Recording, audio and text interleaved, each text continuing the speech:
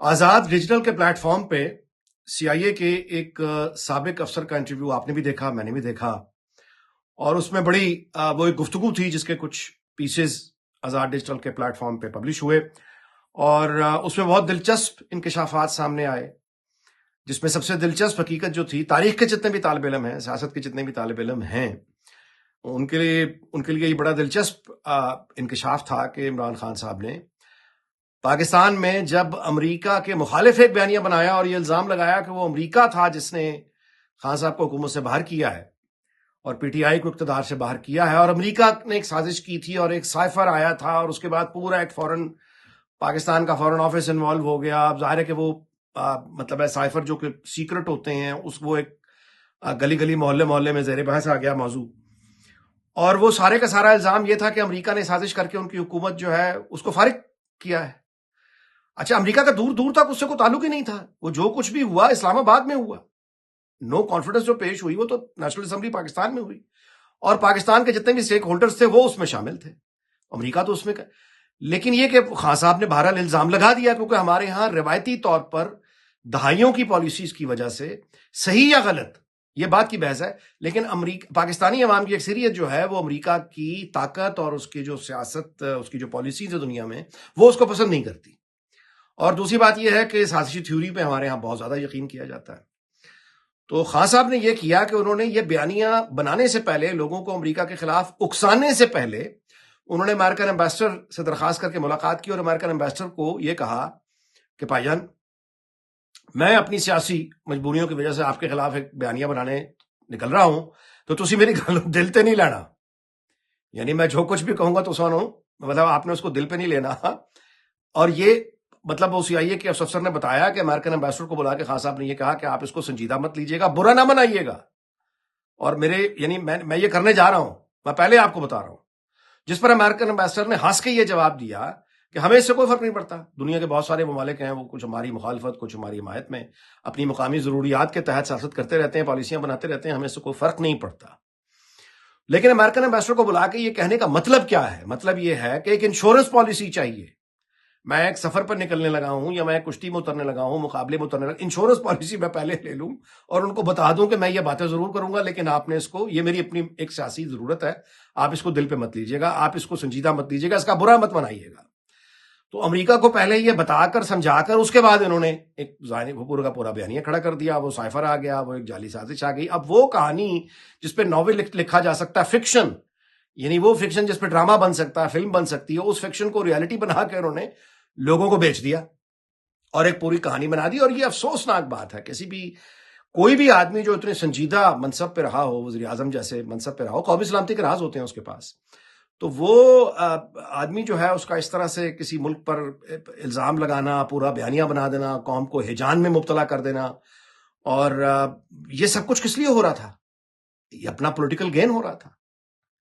تو یعنی ظاہر ہے۔ اچھا، دوسری بات یہ بھی سمجھ آ جاتی ہے کہ چونکہ امریکن ایمبیسڈر کو بلا کے پہلے انشورنس پالیسی لے لی تھی کہ پائن تو صرف دل سے نہیں لینا،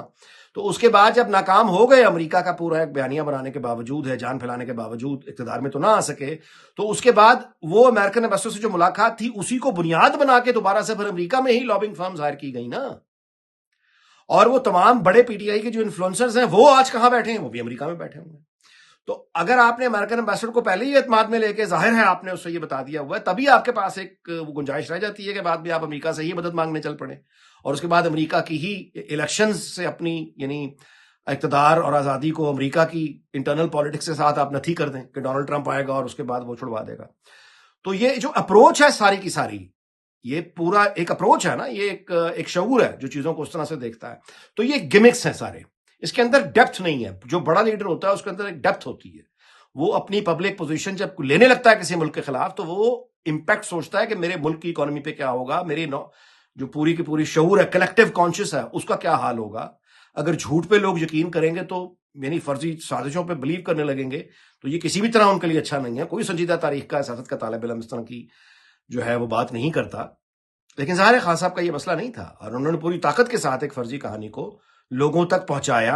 اور اپنے ماننے والوں کو یقین دلوا دیا کہ یہ دراصل امریکہ تھا جس کی سازش ہوئی ہے۔ آپ کو یاد ہونا چاہیے کہ اس زمانے میں جب انہوں نے یہ بیانیہ بنایا تو اس زمانے میں بھی شہباز شریف نے اور باقی سیاسی جماعتوں نے کہا تھا کہ اگر اس الزام میں کوئی حقیقت ہے تو پھر ہم آپ کے ساتھ کھڑے ہیں، پھر ساری قوم ایک ہو کے کھڑی ہو جائے گی.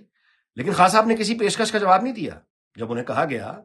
کہ آپ بتائیے، ثبوت بتائیے، ہمیں بھی ساتھ لیں، ساری سیاسی قیادت کو ساتھ لیں، اکٹھے مل کے کھڑے ہو جاتے ہیں امریکہ کے سامنے، تو خان صاحب نے اس کو سیریس نہیں لیا تھا، پیچھے ہو گئے تھے، وائٹ کر گیا تھا. یعنی اس کے اندر کبھی کچھ تھا ہی نہیں، امریکہ موجود ہی نہیں تھا، تو پھر کیا کہا جاتا. تو یہ ایک اپروچ، ایک ذہنیت، ایک شعور، کس طرح سے سوچتا ہے وہ، اپنے سیاسی فائدے کے لیے کیا کچھ کر سکتا ہے، اس کی حقیقت ہمارے سامنے آ جاتی ہے. اور دوسری بات جو اس انٹرویو میں بتائی گئی ہے وہ یہ ہے کہ پاکستان، مطلب امریکہ سے کہا گیا کہ آپ دباؤ ڈالیں، تو انہوں نے کہا کہ پاکستانی جرنلز جو ہیں وہ ہمیشہ امریکہ کی بات نہیں مانتے. یہ بات درست ہے. اس کی حالیہ مثال جو ہے وہ جنرل پرویز مشرف کی حکومت ہے. جارج بش جونیئر کی جو دونوں ادوار ہیں حکومتوں کے، ان دونوں حکومتوں کے جو اعلیٰ ترین ان کے عہدیدار ہیں، اب ان کے کتابیں چھپ چکی ہیں، ان کے درجنوں انٹرویوز سامنے آ چکے ہیں. نیٹ فلکس پہ اب تو شوز بن چکے ہیں جس میں مستقل آپ کو امریکی یہی شکوہ کرتے دکھائی دیتے ہیں، کتابوں میں، انٹرویوز میں، لیکچرز میں، حتیٰ کہ شوز میں، کہ پاکستان جو ہے وہ امریکہ کی بات نہیں مانتا. مطلب جس طرح سے امریکہ کی خواہش ہوتی ہے، جس طرح سے اس طرح سے امریکہ کی بات پاکستان میں مانی نہیں جاتی. اور وہ یہ گلے شکوے ظاہر ہے، تبھی گلے شکوے سامنے آتے ہیں کہ پاکستان ہماری بات نہیں مانتا. اس طرح سے تو یہ تو خیر کوئی اتنی بڑے انکشاف نہیں تھا، لیکن تاریخ کے اور سیاست کے جتنے بھی طالب علم ہیں، یہ البتہ ان کے لیے بہت دلچسپ بات تھی جو امریکی CIA کے سابق افسر نے بتائی کہ کس طرح ہمارے ہاں لوگوں کو بیوقوف بنایا جاتا ہے، کس طرح سے ڈرامہ کیا جاتا ہے، کس طرح سے ایک فکشن کو ریئلٹی بنا کے پریزنٹ کیا جاتا ہے، کس طرح سے پہلے انشورنس پالیسی لی جاتی ہے، بڑی طاقتوں کو یقین دہانی مطلب کروائی جاتی ہے کہ ہم حقیقت میں آپ کے خلاف نہیں ہیں، پھر انہیں سے پروٹیکشن مانگی جاتی ہے، پھر اسی کے بعد ان سے ہی مدد بھی مانگی جاتی ہے. تو یہ سب کچھ جو یعنی ہمیں یہ بتاتا ہے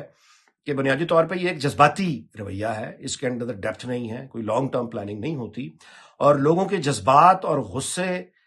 کا سیاسی فائدہ اٹھایا جاتا ہے. اب یہ رہی ایک بات. لیکن دوسرا سوال اپنی جگہ پہلے بھی کھڑا تھا، وہ آج بھی موجود ہے اور ہمیشہ رہے گا. وہ کیا ہے؟